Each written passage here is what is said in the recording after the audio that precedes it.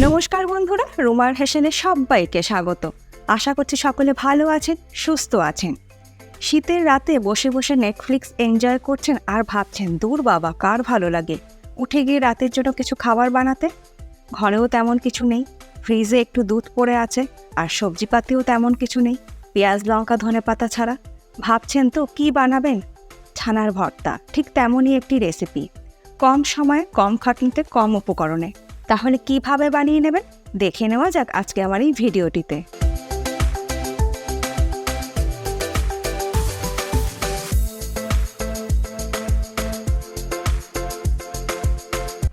ছানার ভর্তা বানানোর জন্য সর্বপ্রথমে দুধ জাল দিয়ে নিয়ে ছানা তৈরি করে নেব। তার জন্য সসপ্যানের মধ্যে দিয়ে দিলাম খুব সামান্য পরিমাণে একটু জল, যাতে দুধটা তলায় লেগে না যায়। তারপর কড়াইতে দিয়ে দিচ্ছি 1 লিটার পরিমাণে দুধ। গ্যাসের ফ্লেমটাকে হাইতে করে দিয়ে দুধটাকে জাল দিয়ে নেব।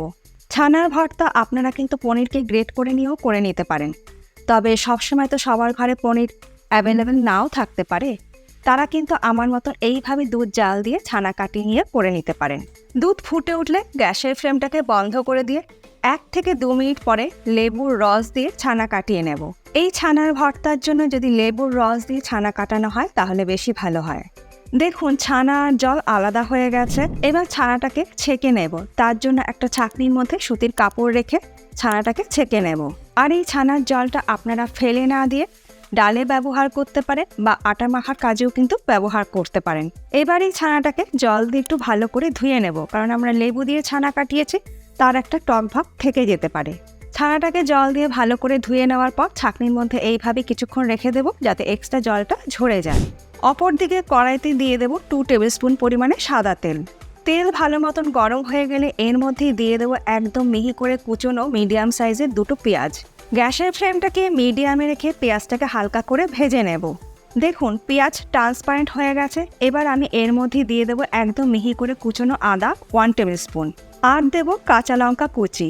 ঝালটা অবশ্যই নিজেদের স্বাদ অনুযায়ী ব্যবহার করবেন। এবার এই সব কিছু একসাথে ভেজে নেব যতক্ষণ না পর্যন্ত আদার কাঁচা গন্ধটা চলে যায়, গ্যাসের ফ্লেমটাকে মিডিয়ামে রেখে।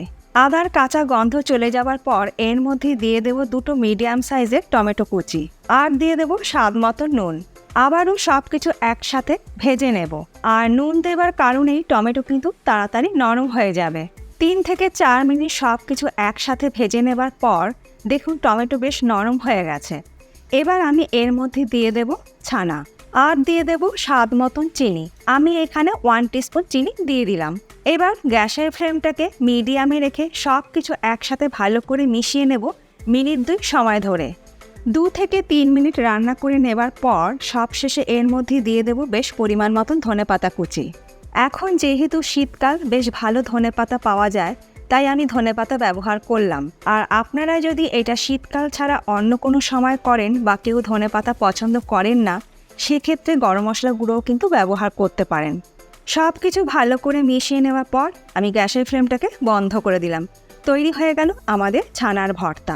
এবার এটাকে আমি গরম গরম সার্ভ করছি। কম সময়ে, কম উপকরণে তৈরি হয়ে গেল দারুণ সুস্বাদু ছানার ভর্তা। এই ছানার ভর্তা রুটি, লুচি, পরোটার সাথে খেতে কিন্তু দারুণ লাগে।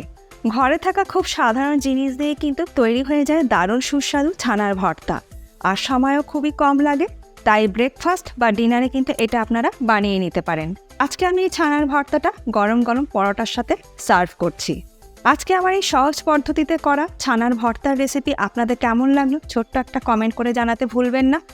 ভালো লাগলে আপনারা যে কোনো দিন কিন্তু এটা বানিয়ে নিতে পারেন, আর বানিয়ে আমাকে কমেন্ট করে জানাতে ভুলবেন না যে আপনাদের কীরকম লাগলো। এর আগে আমি আপনাদের সঙ্গে মাইক্রোওভেনের লাঞ্চের থালি রেসিপি শেয়ার করেছিলাম, সবাই ভীষণ পছন্দ করেছেন। যারা দেখেননি একবার দেখে নিতে পারেন, পাশেই আছে।